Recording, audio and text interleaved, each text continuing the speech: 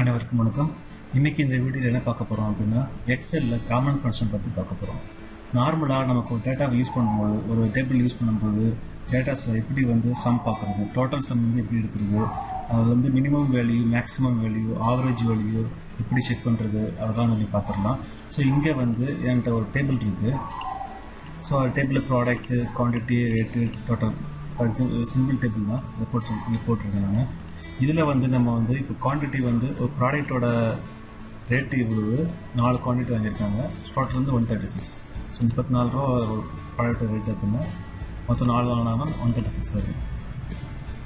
So இதை இப்போ எத்தனை குவான்டிட்டி மொத்தம் வாங்கியிருக்காங்க நம்ம ஒவ்வொன்றா கூட்ட முடியாது. ஸோ அதை இப்படி சம் பார்க்குறது அப்படின்னா, உங்களுக்கு சம் இங்கே வேணும், இந்த இடத்துல டோட்டலாக சம் இங்கே வேணும் அப்படின்னா, இந்த செல்லில் வேணும் அப்படின்னா இங்கே கிளிக் பண்ணிவிட்டு இந்த ஆட்டோ சம் இருக்கு இல்லைங்களா, இதை கிளிக் பண்ணிங்கன்னா டோட்டலாக எடுத்துடும். அப்படியே உங்களுக்கு எந்த ரேஞ்ச் வேணும், எந்த செல்லுட்டு எந்த செல்லு வேணுங்கிறத நீங்கள் எடிட் பண்ணிவிட்டு என்ட்ரு கொடுத்தீங்கன்னா நீங்கள் வந்துடும். ஆக்சுவலாக நான் டெலிட் பண்ணிடுறேன். ஃபஸ்ட்டு பண்ணுறேன்.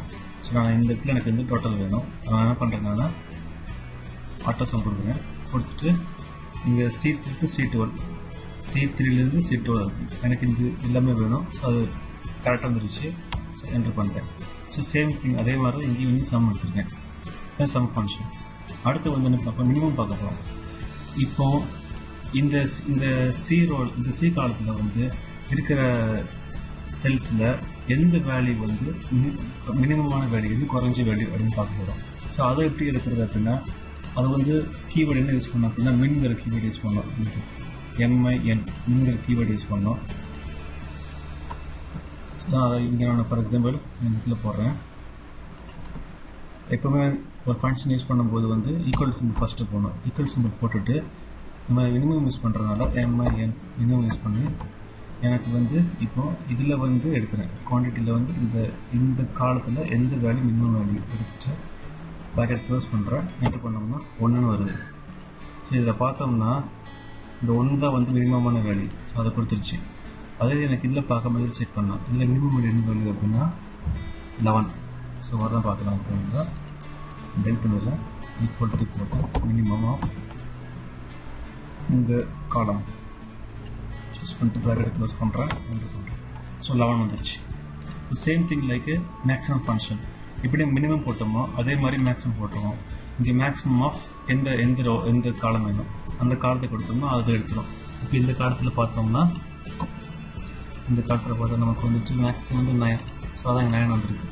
ஃபார் எக்ஸாம்பிள் இதில் மேக்ஸிமம் பார்த்தோம்னா 127. அதை நம்ம தான் பார்க்கணும்.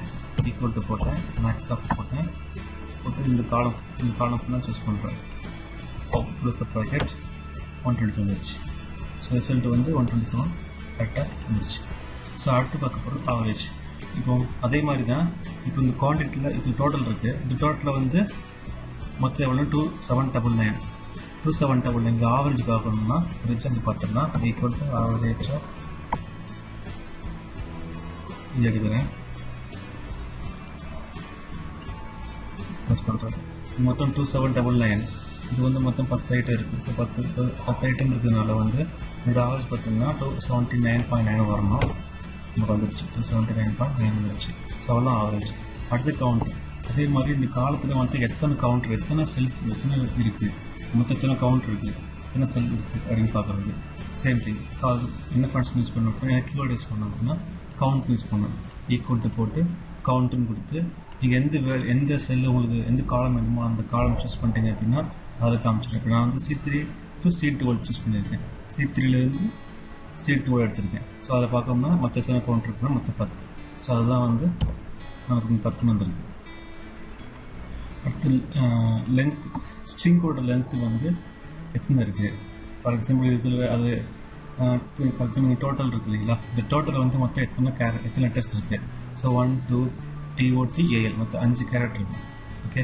ஸோ இப்போ அந்த 5 கேரக்டர் இருக்குவாங்க. இந்த மாதிரி எத்தனை லெட்டர்ஸ் இருக்குன்னு சொல்லிட்டு நம்ம அதை ரிட்ரீவ் பண்ணிக்கலாம். அதை எப்படி யூஸ் பண்ணலாம் அப்படின்னா லென்த் LEN ஒரு கீவேர்டு ஈக்குவல் டு போட்டு LEN போட்டோம்னா நமக்கு எந்த டெக்ஸ்ட் வேணுமோ அதை சூஸ் பண்ணிவிட்டு கொடுத்தீங்கன்னா 5 வந்துருக்கு. ஃபார் எக்ஸாம்பிள் நான் வேறு கொடுத்துறேன். LEN ஆஃப் டெக்ஸ்ட் கொடுக்கலாம்னா ஃபார் எக்ஸாம்பிள் வெல்கம் வந்து 7 வரணும். சாரி, இது ஆக்சுவலாக வந்து கொட்டேஷன் கொடுக்கணும். கொட்டேஷன் கொடுக்கணும் 7 வந்துச்சு. அடுத்து சம் இஃப் வந்து அது ஒரு சிம்பிளான ஈஸி ஃபங்க்ஷன் தான். இது என்ன பண்ணணும் அப்படின்னா, இப்போ D3 T12 இருக்கிற செல் அந்த காலத்தில் ஒரு செல் ரேஞ்சில் எந்த வேல்யூலாம் 50க்கு மேலே இருக்கோ அந்த கரஸ்பாண்டிங் வேல்யூக்கு ஈல என்ன வேல்யூ இருக்கோ, E3 T12 காலத்தில் என்ன வேல்யூ இருக்கோ அந்த வேல்யூ வந்து சம் பண்ணி நமக்கு கொடுக்கும். இப்போ எனக்கு இதில் 50க்கு மேலே என்ன வேல்யூலாம் இருக்கோ அது இருக்கும். ஸோ இது 50க்கு மேலே, அப்போ இது எடுத்துக்கிடும். அடுத்து 65 50க்கு மேலே தான், ஸோ இதையும் எடுத்துக்கிடும். ஸோ அடுத்து இது 50க்கு மேலே, இதையும் எடுத்துக்கிடும். இது 50க்கு மேலே, இதையும் எடுத்துக்கிடும். டோட்டல் பார்த்தீங்கன்னா 1830 இருக்கும் இது பார்த்தீங்கன்னா. ஸோ அதே தான் இங்கே 1830 இருந்துச்சு. அதில் கிரேட்டர் 50 கொடுத்துருக்கேன். ஸோ அதனால் 50 எடுக்காது, 50க்கு மேலே என்ன வேலை இருக்கோ அதை எடுத்துக்கலாம். இப்போ நான் 50 கொடுக்காம ஒரு 100 கொடுத்தேன்னு வச்சுக்கோங்க. 100 கொடுத்தேன்னா இப்போ 100க்கு மேலே இருந்தது எந்த வேல்யூ இருக்குன்னு பார்ப்போம். 100க்கு மேலே இந்த ஒன்றே ஒன்று தான் இருக்குது. அப்போ இங்கே என்ன வேல்யூ இருக்குது? 1016. அது மட்டும் ஆன்சர் வரணும். வந்துச்சுங்களா? இதுதான் சம்மர் ஃபங்க்ஷன். தேங்க்ஸ் ஃபார் வாட்சிங். இந்த வீடியோ பிடிச்சிருந்துச்சுன்னா லைக் பண்ணுங்கள், ஷேர் பண்ணுங்கள், சப்ஸ்கிரைப் பண்ணுங்கள். நெக்ஸ்ட் வீடியோவில் வேறு டாபிக் பற்றி அதர் ஃபங்க்ஷன்ஸ் பற்றி நம்ம பார்க்கலாம். நன்றி, வணக்கம்.